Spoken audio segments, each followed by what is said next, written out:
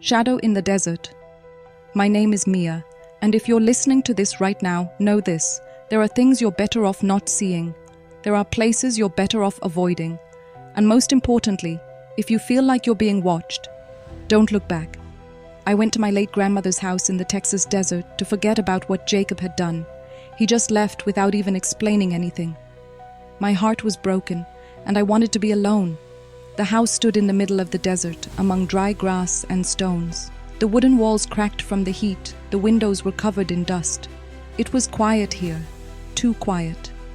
The first night I fell asleep, wrapped in my grandmother's old blanket, when suddenly something made me wake up. At first I thought it was the wind, but when I went to the window, I saw him. About 50 meters from the house stood a creature, tall, incredibly thin, as if the skin was covering the bones. Long, unnaturally curved arms hung down to the ground. The head was bent, and I couldn't see its face. It didn't move. It just stood there. I backed away from the window, closed my eyes, trying to convince myself that it was just my imagination. But when I looked again, it was there. I closed all the doors and lay back down, trying to fall asleep. The second night, the next evening, I looked out the window again. Now it was standing closer, about 30 meters away.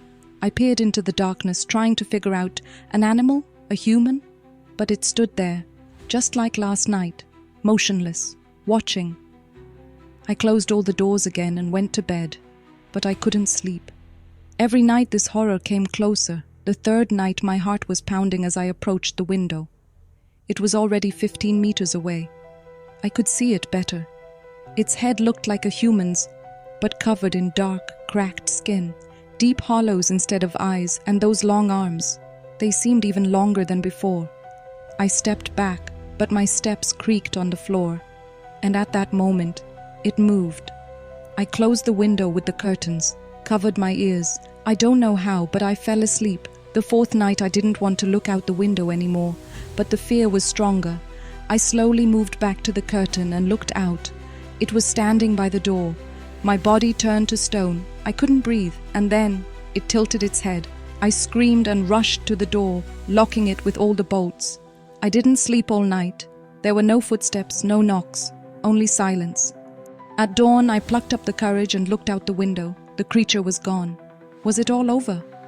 I breathed a sigh of relief and walked deep into the house, into the living room, and froze. The creature stood there, a few meters away from me. Its eye sockets looked straight into my soul. It was here, in the house. I wanted to scream, but I couldn't. The light began to flicker. The shadow from the creature crawled along the walls, filling the space.